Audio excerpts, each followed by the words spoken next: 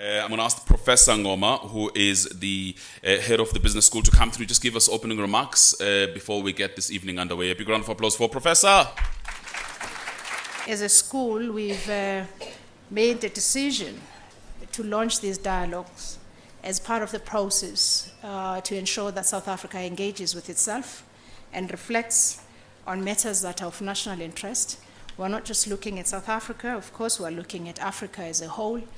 And, but also this being Africa Month, we thought it was imperative for us to address issues relating to the continent, and this subject being one of the issues, of course, that is being spoken about, the issue of South Africa's African policy. And I just want to take two quotations at the beginning, and then I'll close with other two. Bapela Madingwane, a famous poet, once said, "Africa my beginning, Africa my ending." And I'll just take one stanza from that poem. "I was born there, and I will die there. In Africa my beginning, and Africa my ending." And he ended the poem by saying, "Let us do something." We are in Africa, we are Africans, and I know that I'll be sounding like a poem, and I just want to make a call to all South Africans that you are Africans first and South Africans after. Or you may even say, I'm an African of South African origin. I'm an African of Uganda origin. But first you are an African, and that's it. The situation that happened in Central Africa, one can characterize that it was unfortunate. However, how South Africans engaged on the matter is worrying. There were a lot of criticisms, condemnation, disowning. Why did you bring our soldiers there? They must come back home. They have nothing, no business to do there. Let them come back.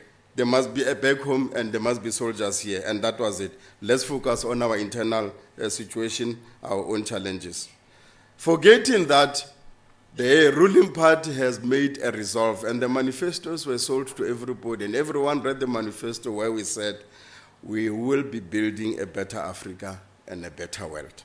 And in building that better Africa and a better world, it means we are resolved that, and then I think Comrade Ebrahim will deal with the policy. The issue of conflict ending and conflict resolution, the issue of peacekeeping, and all other missions that goes with it. And also to remind South Africans that the bilateral mission in Central Africa was not the first by South Africa. Burundi was another bilateral mission. Because it succeeded, no one speaks about the successes. They only speak about of the unfortunate incident. But South Africa was pursuing that peace. Because without peace, the continent will not be able to develop. And without peace, the continent will not be able to prosper. Because one, the development and upliftment of South African people. That's our fundamental. We are out there creating peace so that there's development, there's proper, businesses must flourish, South Africans must trade freely, they must go out into the continent and expand our economy. From being known as a dark continent, as pronounced by the world-leading economics recently, it is now being pronounced differently, and I think everybody agrees that Africa is rising. But this rise in Africa, we need then to begin to say, who is it going to benefit? Is it going to benefit its citizens, or just investors coming in, investing, and using our labor, and then moving away? So we need then to engage and say, is it our growth? And if it's our growth, let's embrace it and then make sure that indeed it becomes that particular growth. In 50 years, we would like to see an Africa that is connected totally. An Africa that's economically viable, an Africa that will be at peace with itself, where there will not be a single area of conflict. We want to be an Africa that is able to use its own resources to develop itself and trade with the world as an equal level. Those are the interests that are broadly defined, which are both domestically, continentally, and the world. And that is my Africa, that is your Africa, that is Pixley Gaseme's Africa, that is Kwame Nkrumah's Africa, that is Julius Nyerere Africa, that is Thabo Mbeki's Africa, that is Jacob Zuma's Africa, It is Ngwapele's Madungwane's Africa, as he penned it in the poem, Africa my beginning, Africa my ending. We are Africans, and we are of South African origin. Thank you.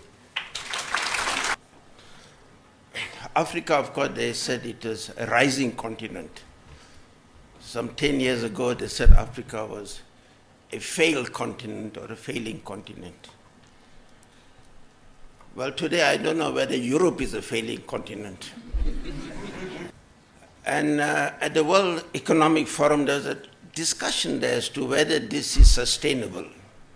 This rise, this economic growth is sustainable. And I think the conclusion that was reached there by many of the analysts, that this time, this growth is sustainable. Our foreign policy was built on the promotion of peace and friendship based on the principles of the Freedom Charter.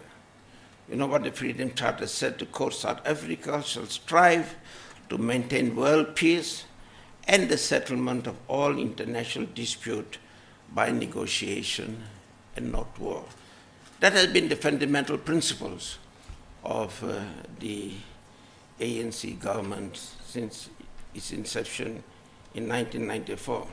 The central element of Africa's approach to the unwavering stance in rejecting unconstitutional changes in the continent. That was one of the main achievements of the African Union, where it is said that the African Union is not going to recognize a country where power is grabbed through unconstitutional means.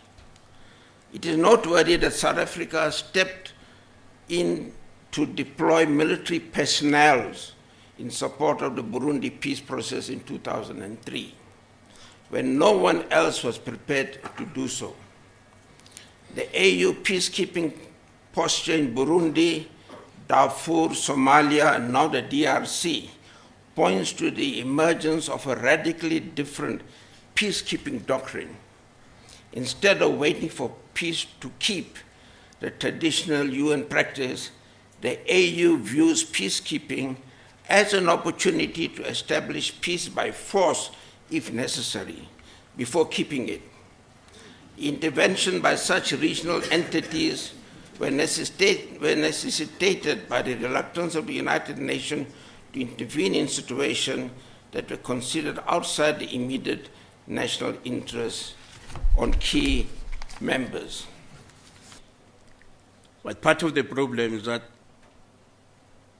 added to that, is that African governments are not allowed to govern freely. They're always monitored,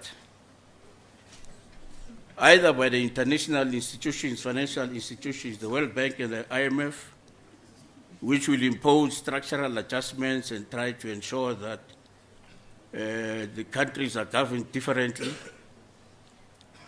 The gold, diamond, and timber, which is a foreign currency earner for that country, it does not benefit the people. It's as poor as anything that you can imagine.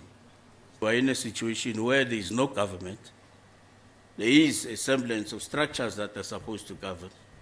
Serious challenges and problems because of the elite contending for the space to control the levers of power, and the poor are scattered all over, across the borders, trying to find sanctuary and be able to survive. But peacekeeping itself is a very noble cause, and I think South Africa should stick to it. Why should South Africa work so hard to get African countries to conform with the appropriate rules of engagement, of trade and development, but seems, and I want to emphasize seems. So my colleague here will be able to tell us, but seems to work so little in getting China to do the same.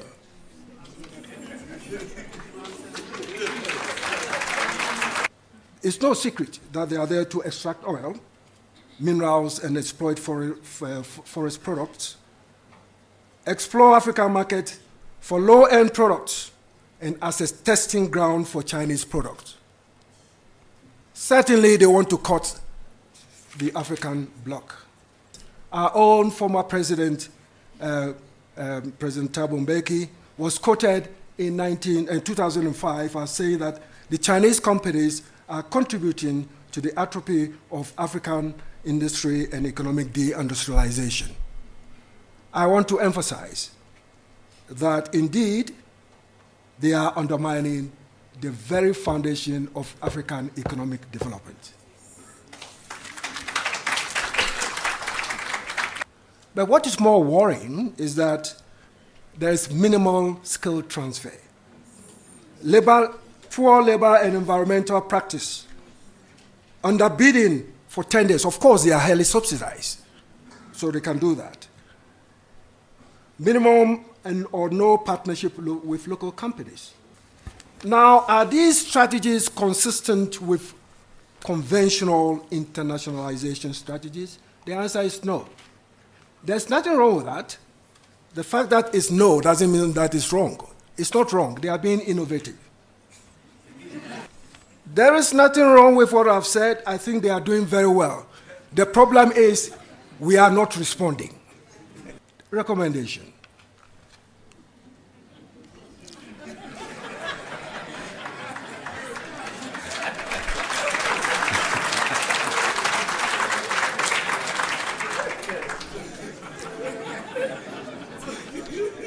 Africa should have to go back to the drawing board to reconstruct the African economic agenda, including modes of implementation.